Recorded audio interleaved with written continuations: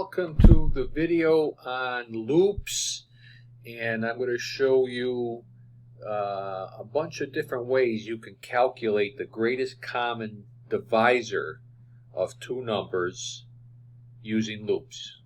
And let's go right into it. Now, the greatest common divisor is the biggest number, the greatest number, that divides evenly into two other numbers. They have to divide evenly into two numbers. Like, what's the greatest common divisor of 36 and 24? Well, if you do a little math, you'll see that the greatest common divisor is 12. That's the biggest number that goes into 36 and 24 evenly. And let's see how we can calculate that. Well, first things first, what we're going to do is that chunk of code right there, and where we ask, what's the first integer, what's the second integer, n1, n2, grab those integers, close your input because we're done with the scanner. We don't plan on doing any more input with the scanner. And when execution comes here, we now have n1 and n2. Now this all presumes that these numbers come in as positive numbers. You have to have this algorithm, these algorithms I'm talking about deal with positive numbers. So it's going to screw, these algorithms will screw up royally if you enter a negative number. And just to make sure I never change the values of n1 and n2, what I did was I put the word final in front of n1 and n2. And basically what that does is it says, okay, grab the number, put it into n1, but make sure you declare this as final, because that prevents me from doing something silly in my algorithms, like make this kind of assignment. And you're leveraging the compiler to help you write good code, because if I did something like that, the compiler says, listen, I can't do that because it's final. You can't assign to a final value. So that's really all it is. It doesn't really change the effect of it being an integer or anything. It just means you can't reassign, you can't assign another value to that value, to the variable. All right, let's take a look. Version 1 here. How do we do this problem? This is the book's version. I don't particularly like the book's version, but we'll start from there. We're going to assume that the greatest common divisor is 1. I mean, 1 divides evenly into two numbers. I mean, that goes without question. So we're going to start off assuming that the greatest common divisor is 1. K is what I'm using as the divisor. K is going to be dividing into these numbers. So that's the value that I'm using. And what we're saying is, hey, is K less than or equal to n1, and at the same time is K less than or equal to n2? In other words, is K less than those two numbers? K can't possibly be a number bigger than the smallest number. K cannot possibly be equal to 25 because 25 can't divide evenly into 24. So you've got to make sure or restrict the logic so that K is less than the two numbers. So basically what I've highlighted there is saying, hey, while K is less than those two numbers, can you divide K into those numbers evenly? Does K divide evenly into n1? Does K divide evenly into n2? Now this is a mod is basically a division. You're taking the remainder. You know that they divide evenly into the numbers because the remainder returns 0. So if you can say that they divide evenly into both numbers, then the greatest common divisor, which was 1, now becomes whatever K is. Certainly it'll be 2, for sure. Now 2 overrides the 1.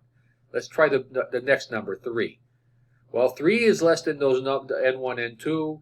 3 divides evenly into those two numbers, so now the greatest common, we found a bigger number. 3 is the current GCD. Try 4, K++.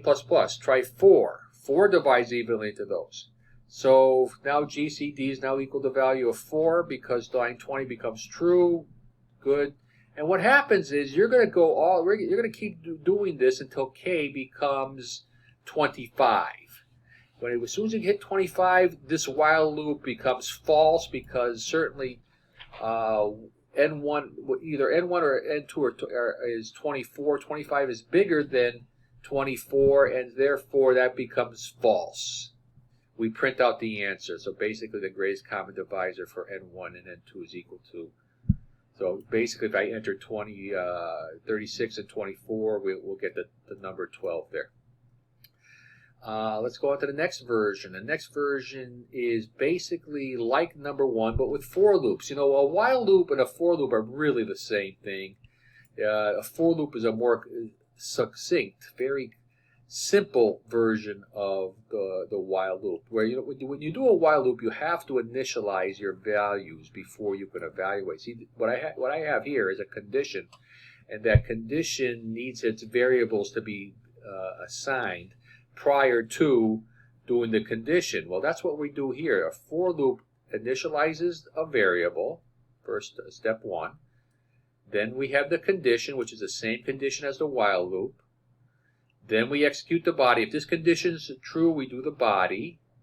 The body consists in this case of just one if statement, so I don't need the braces. So you could put the braces there, and I'll put the braces in there just to show you could put them in there.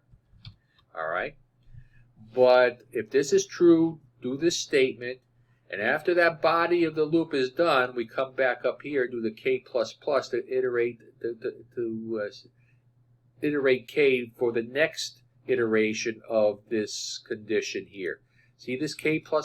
This k++ in the while loop is within the while loop. It's outside of the body in the for loop. And that sort of makes sense because this k really has to do with iterating the value of k. It has nothing to do with the logic of GCD. So I like the for loop version here. So initialize, condition, body, increment k, do the condition again, and keep, basically you'll be staying within, the condition is only done once, and the initialization is done once. So this condition, body, incrementer, condition, body, you're going to start flowing through this, circulating through these 3 parts here until the condition's false. As soon as it's false, you exit out. That's done. That's version 2. I like that better. Now, the one issue I do have is GCDs tend to be big, right? I mean, the greatest, say you have 2 numbers, 36 and 36. What's the greatest common factor of 36 and 36? Well, certainly it's 36. These 2 algorithms, and they work, start from the smallest number and work up. Smallest number and work up. You know, that's a waste of time if the 2 numbers are relatively big. So what I'm going to do is start down. Find the minimum value. This is what I'm saying here. Find the minimum value. And we're going to be counting down in this example here. All right. And let's see how this works. So a classic way to do this problem is to use a variable. And this variable, a Boolean variable. And that Boolean variable, I'll call it found. And now let's give an interpretation to that found, that variable. Did we find the greatest common factor yet? The greatest common divisor? No, we didn't find it yet. We haven't even started the algorithm. So I set it to false.